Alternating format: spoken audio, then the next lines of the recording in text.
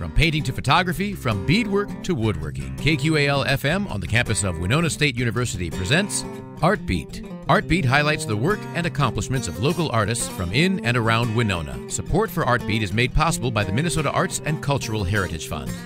Today on Art Beat, we speak to filmmaker Brenda Piekarski about her new adventure documentary, Ode to Minnesota. Ode to Minnesota follows the experience of two outdoor enthusiasts as they embark on a 1,300-mile journey around northern Minnesota. The participants made the 2-month-long trip on bike, paddle, and foot. We'll also hear from Steve Schreader, one of the film's subjects, about the challenges of the voyage and the impact it still has on him today. I'm Willard Huyck. This is Art Beat on KQAL.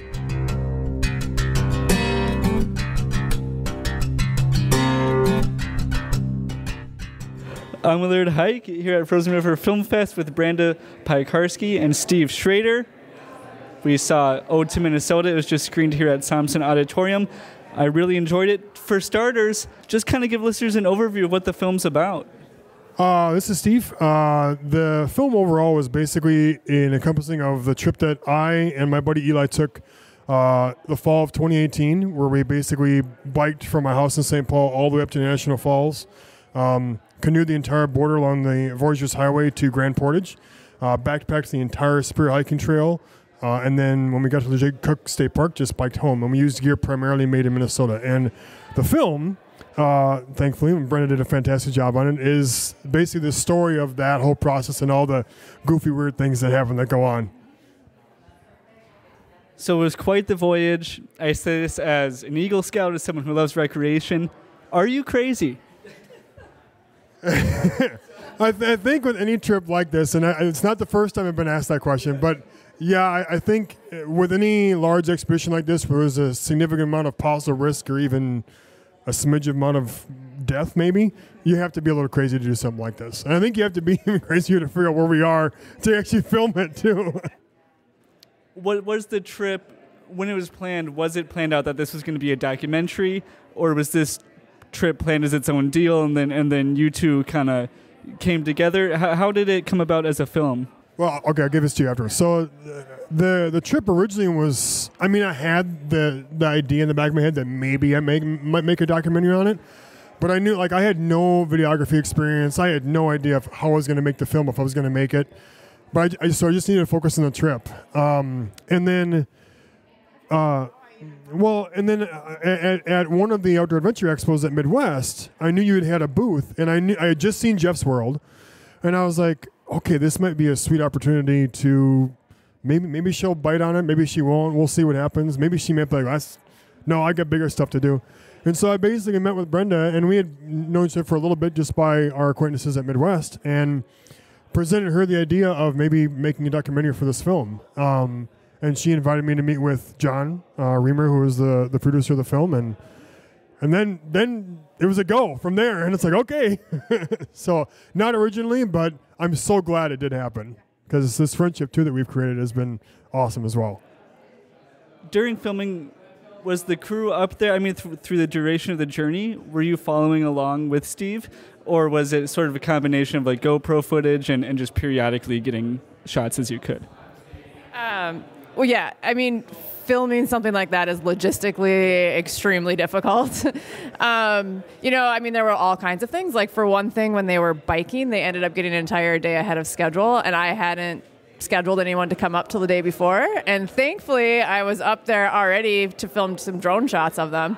And so I was able to, like, get some extra shots before, like, the rest of the crew came up. And honestly, a lot of that stuff happened over time, because it gets so spread out, and, you're kind of grabbing what you can on the go and just trying to keep up with them. I could probably have a documentary about the making of trying to keep up with Steve and Eli, and, like, all this time, like, chasing down trails and trying to find them and not finding them, and then, like, going up on other roads and looking for them and tracking them down on their GPS, and, like, it was quite a deal, but totally worth it, and it's a cool collaboration. So, I mean, Ode to Minnesota, the kind of point of the film, I mean, hence the title, it's an Ode to Minnesota. Why did you choose this itinerary to encapsulate what Minnesota's all about, if that makes sense?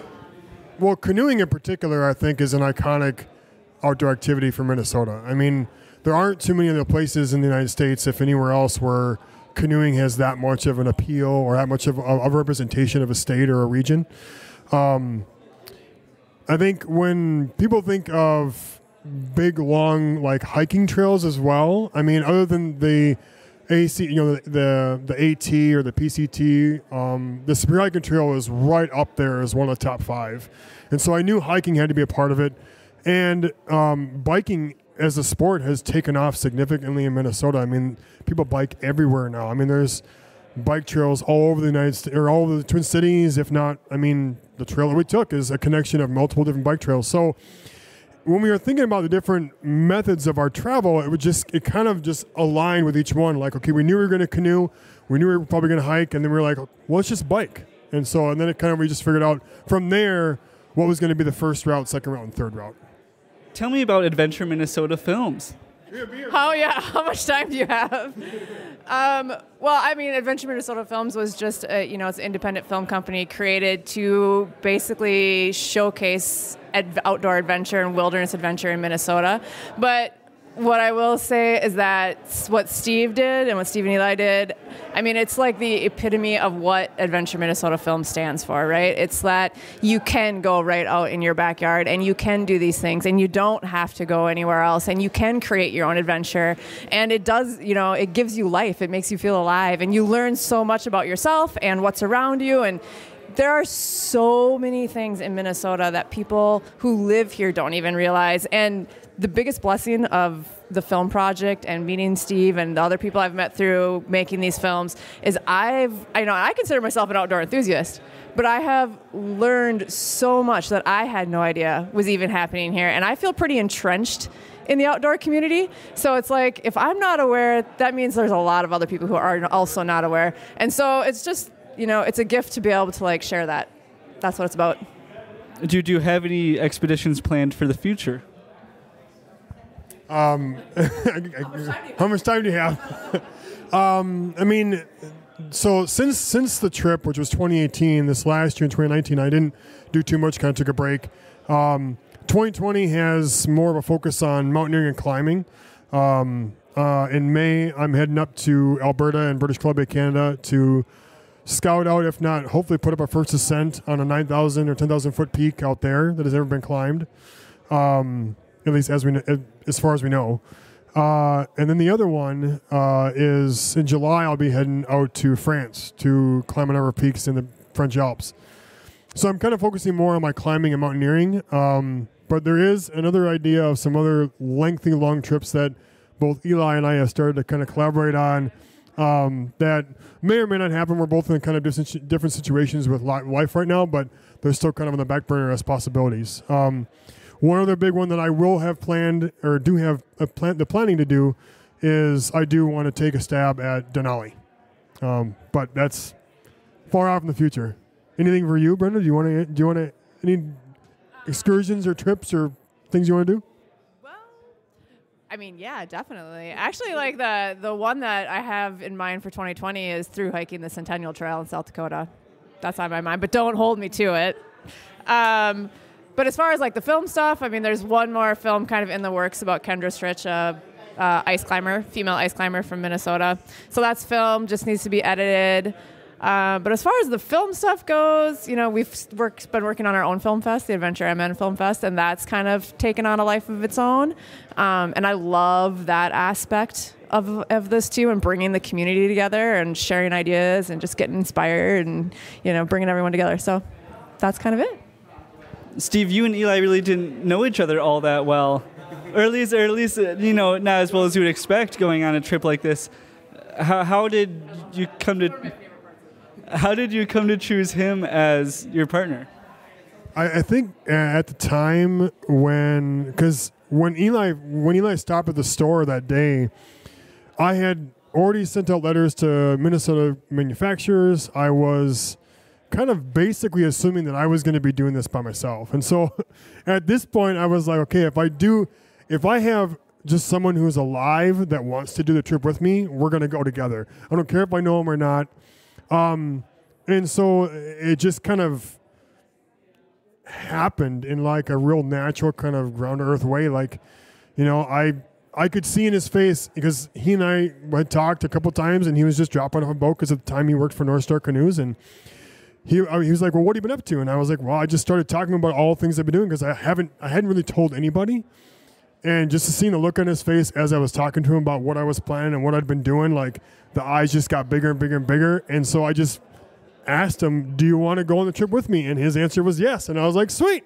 And that's just kind of how it happened. And then, but in the end, in retrospect, I think having Eli on the trip, even though, yeah, we didn't really know each other in the very beginning, right off the bat, when we first started kind of bring the two minds together and figure out the overall planning and readjusting some things, we learned a lot about each other immediately. And even right away at the trip, when we first started that first day we left my house, we learned from each other constantly. And so I think in some ways it actually was a blessing that we didn't know each other very well, because there weren't like these quirky things that we each do that each of us might get pissed at each other about.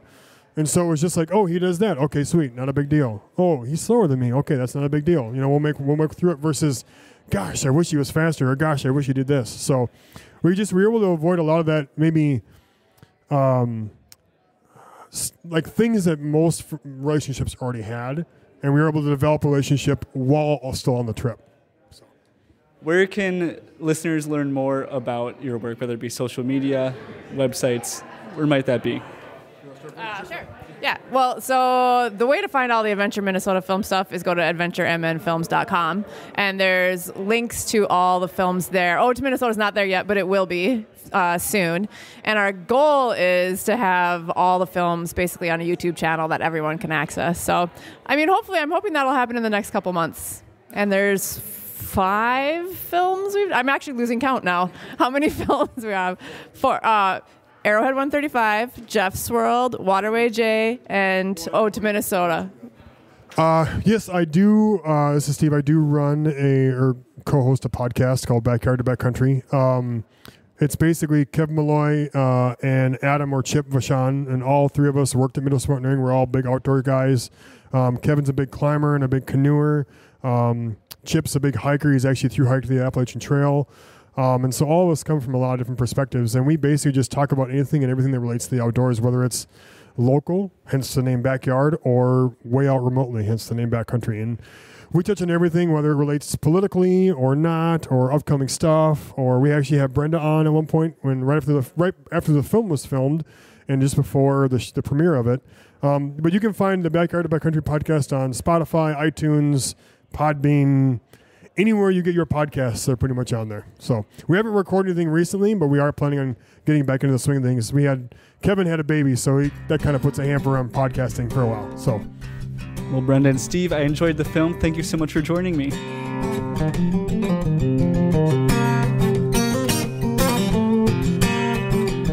Thanks again to Brenda Piekarski and Steve Schreader for joining us on this episode of Artbeat. To stream this episode or any other episode of Artbeat, visit KQAL.org and select the Media tab. I'm Willard Huyck. Thanks for listening. Artbeat is written and produced by KQAL-FM on the campus of Winona State University. Visit us on the web at KQAL.org.